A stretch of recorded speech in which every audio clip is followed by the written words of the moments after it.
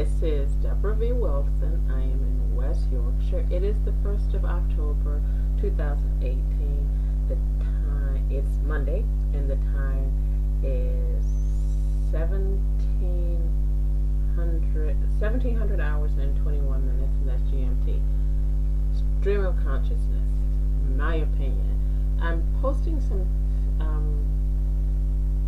some of the recent happenings around Tommy Robinson, and some of the responses from the media, and then some of the responses from the state, which would be the legal system. And I'm trying to follow Mr. Robinson's brand, and trying to understand that and the way in which people, both civil society, the press, and the state respond to it. And that has led to utterances, articles I've read online about Israel and Israel's engagement with people right of center, and why some in Israel would do that. My opinion, most countries that, although literally Israel is in the Middle East, she positions herself as a Western country, quote unquote, in the Middle East. So with what I perceive as Israel's positioning as a Western country, Israel's an anomaly in the sense that most Western countries have not only their civil society that they can rely on, whether they want to or not, but they have a plethora of civil society actors who travel to the country and seek to be of aid or service to the country. That's not true for Israel. So I'm talking dynamics here. That's not true for Israel. So for Israel, my belief is that, my perception is that left-leaning actors, civil society actors, are increasingly being thought of as those that seek to attack the nation, or seek left-leaning actors, foreign left-leaning actors,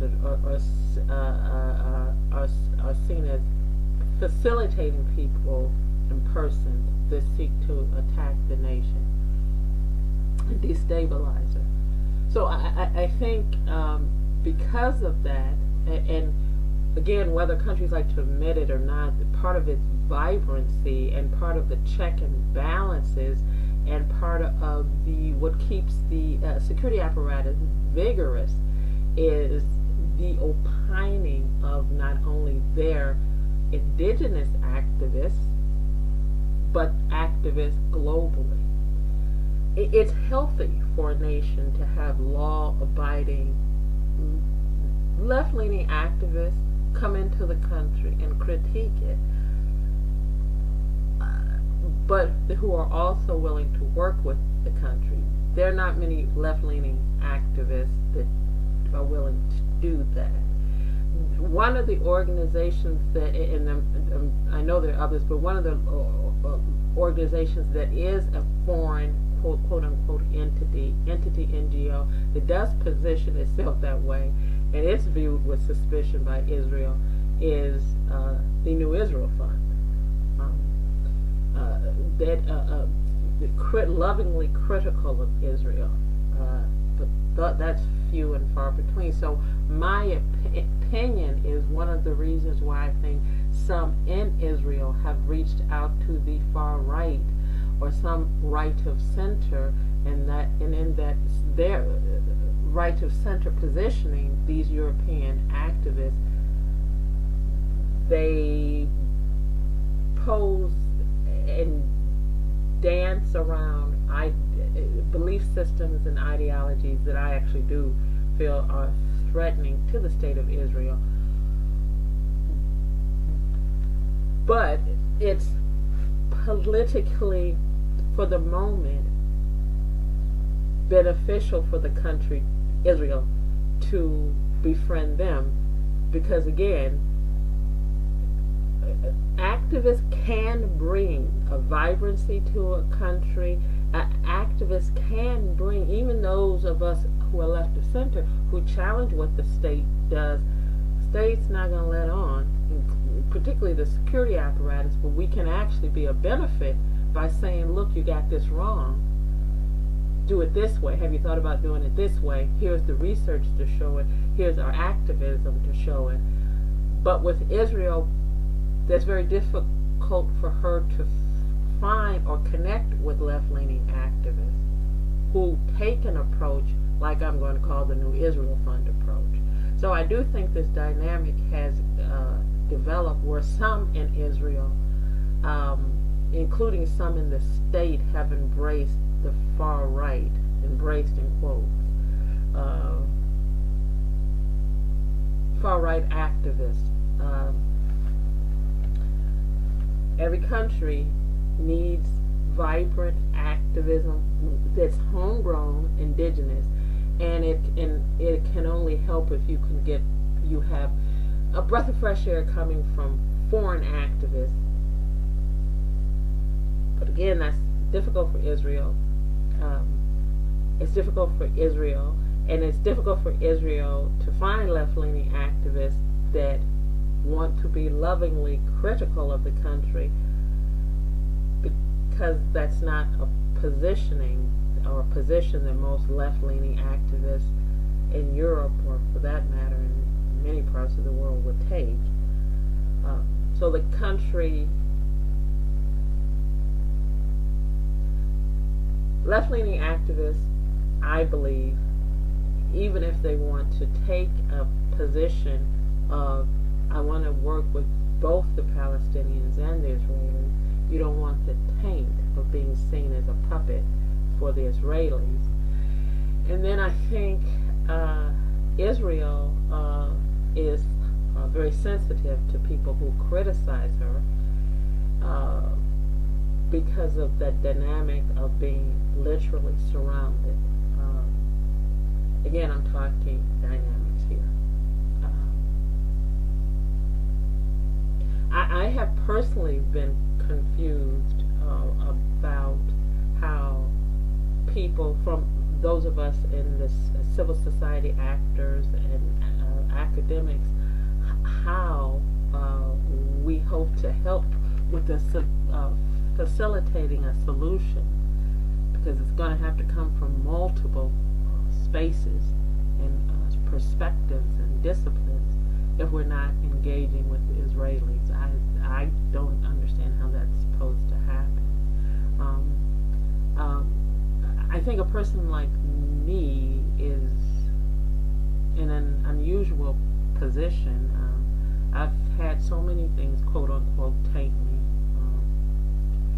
and I'm a small fish when it comes to in the pond of activism. That it's a moot point about the Israel, quote unquote, Israel taint, and there is an Israel taint for left-leaning activists that try to engage and work with Israelis and Palestinians. It's not applicable to an activist like me for a series of reasons. But nevertheless, I think I wonder if there are hard left activists that are willing to engage in the space in the middle, which can be the hardest place to be in, or if that is problematic for most left-leaning activists, either because of that taint or because of their belief systems. And then Israel, at this particular time in the nation's history, I think has become more reticent about trusting people that don't share her ideology. I'm trying to dance around some personal experience I have with Israel and how she reached out to me. So I think I will continue that dance. I'm taking things one step at a time as I'm back in the UK about disclosing things, and I think disclosed enough so if people are interested, they can put the pieces together. But Israel, some state actors in Israel reached out to me, and it was actually membership. I've attended, that's not the right word for New Israel Fund, but I've attended New Israel Fund events in Chicago and New York, and I've been actively involved, quote unquote, in the happenings of the New Israel Fund for decades now.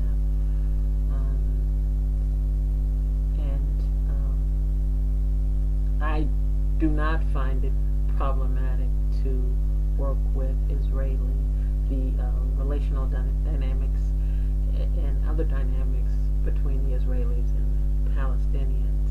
I hope, and I am left of center, and I hope and look forward to other activists left of center finding a way to reach out to Israel, because I think one of the reasons the country has reached out to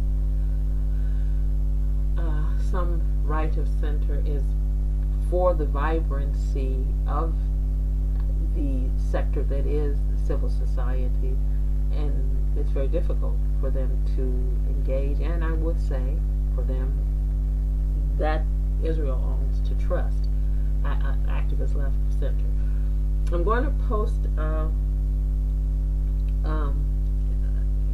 this podcast with a thread I have of on Tommy Robinson, and go through it and look at it.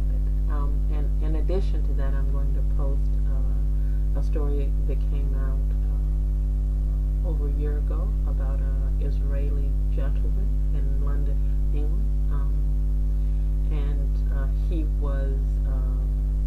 Some people say he was a state actor, some people say he was autonomous. Regardless, he was Israeli, and he was seeking to galvanize activism, and it was mostly on the right of center.